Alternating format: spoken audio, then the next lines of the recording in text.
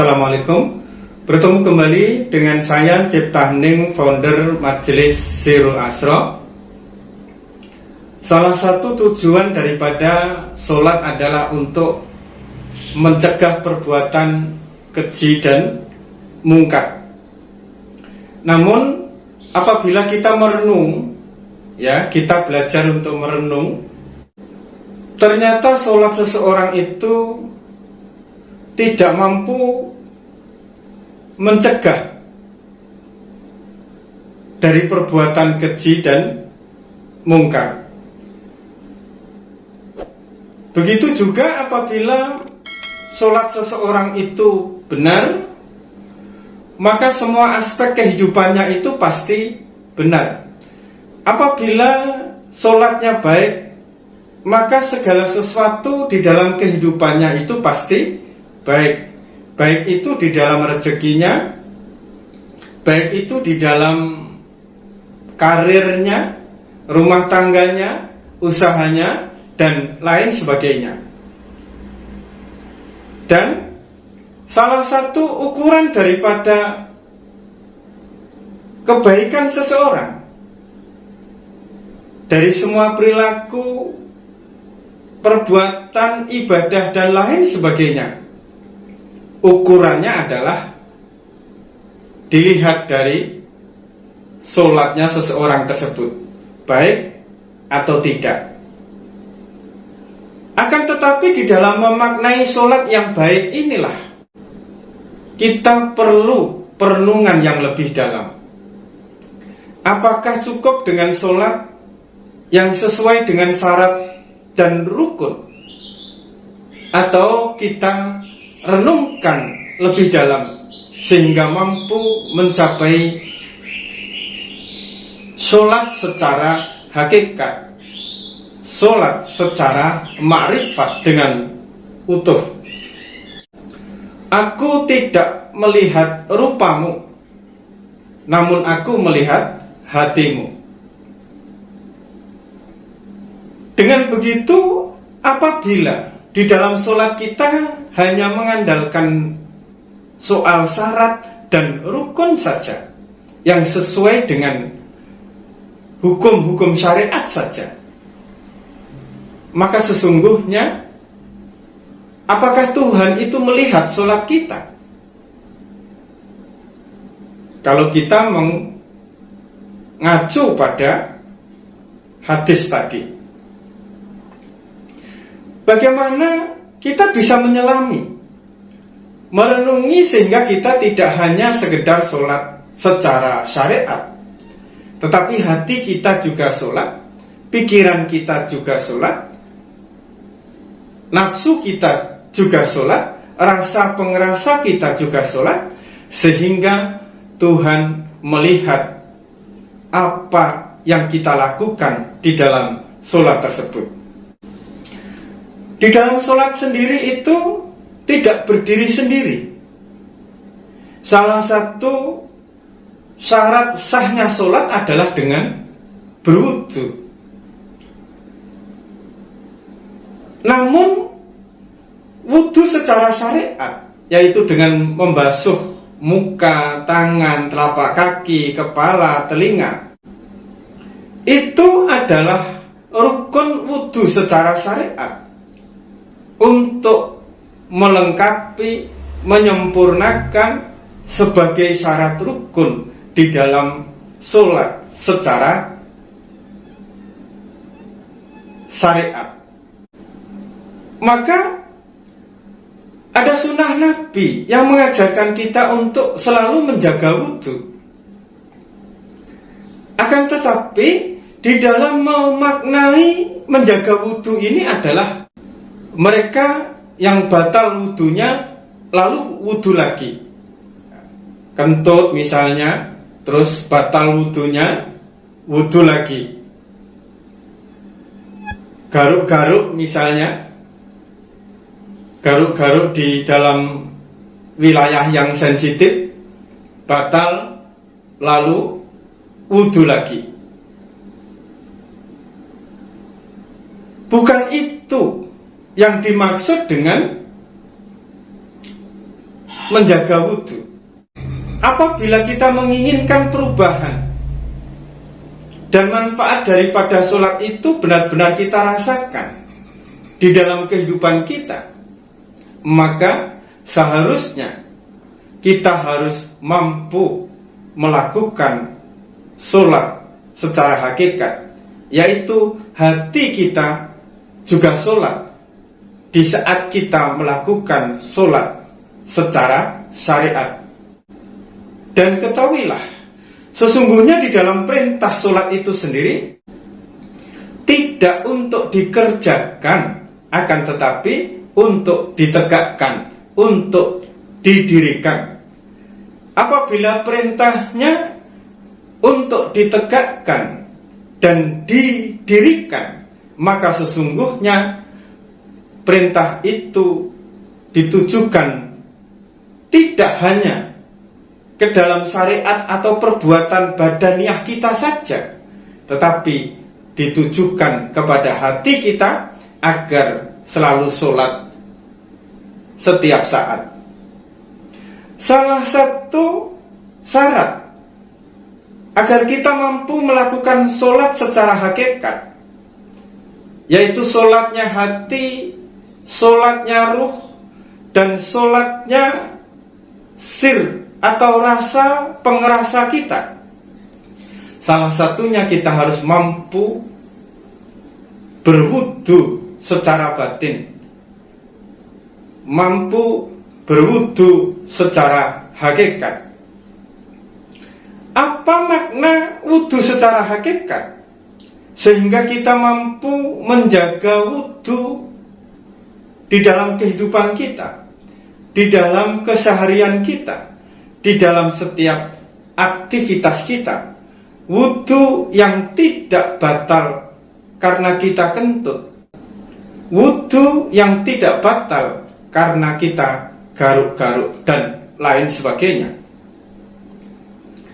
Menjaga wudu adalah menjaga kesucian diri kita, menjaga nafsu-nafsu kita, menjaga angan-angan kita supaya tidak muncul, supaya tidak ngelantur kemana-mana, menjaga pola pikir kita agar kita selalu berpikiran yang positif, tidak berpikiran yang negatif,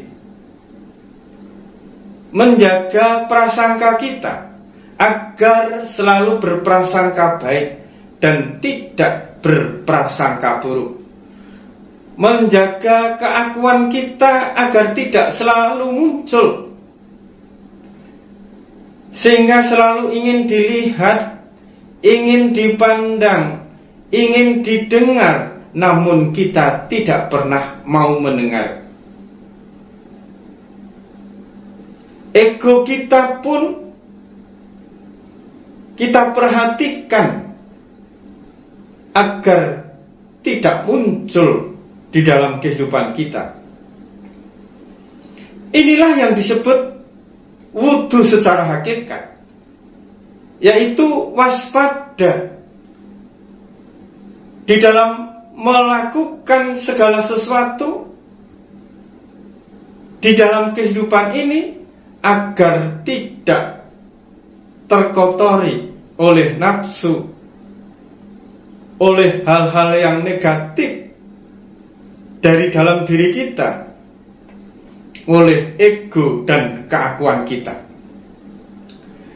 Apabila kita telah mampu mensucikan diri kita dari keakuan ego nafsu kita, dari hal-hal yang bersifat negatif di dalam kehidupan kita, maka secara otomatis kita akan mampu melakukan sholat. Kita akan mampu mendirikan sholat, dan kita akan mampu menegakkan sholat. Sholat yang berangkat dari wudu secara hakikat inilah yang akan melahirkan sholat secara hakikat.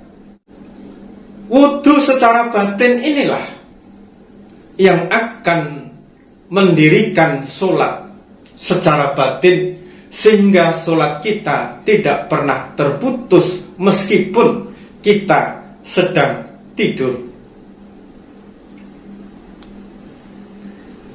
Dengan demikian, maka kita akan memaknai dan menemukan bahwa sholat itu benar-benar mi'raj, benar-benar pelepasan dari segala ego, pengakuan, dan sifat merasa daripada manusia, menuju keikhlasan yang sejati, menuju cinta kasih yang sejati, menuju keridhaan yang sejati. Dengan demikian, sholat kita mampu mi'raj seperti halnya junjungan kita Nabi besar Muhammad Sallallahu Alaihi Wasallam. Jadi, agar sholat kita ini mampu meninggalkan perbuatan keji dan mungkar, dan sholat kita ini mampu menjadi ukuran dan mampu menjadi cermin dari kehidupan kita yang baik, amal ibadah kita yang baik, perilaku kita yang baik, maka kita harus merenungi dan menjalani sholat secara hakikat. Jadi yang dinamakan sholat itu adalah perjalanan panjang. Tidak hanya dimulai dari wudhu, lalu takbiratul ikram sampai selesai, sampai salam. Tetapi ada proses yang kita harus lalui, yang kita harus waspadai, yang kita harus renungi. Seperti halnya di saat junjungan kita Nabi besar Muhammad Sallallahu Alaihi Wasallam melakukan perjalanan mi'raj dari langit 1, 2, 3, 4, 5, 6, 7 sampai kepada Sidratil Muntaha. Langit 1, 2, 3 ini adalah fase di mana diri kita harus selalu menjaga wudhu kita.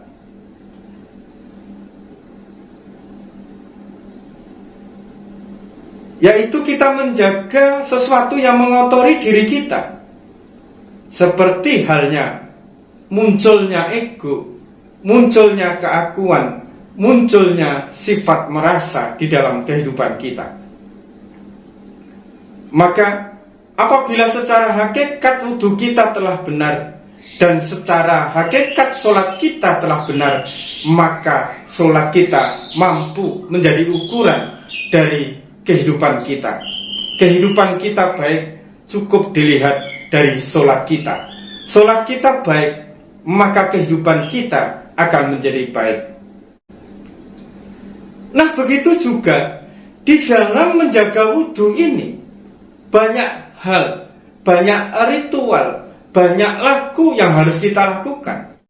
Merenung, meditasi, iktikaf, zikir, puasa, dan tirakat-tirakat yang lainnya, itu adalah sebagai bentuk daripada menjaga wudhu secara hakikat. Maka jangan heran, jangan menyalahkan apabila ada saudara kita yang sedang melakukan ritual di luar sholat,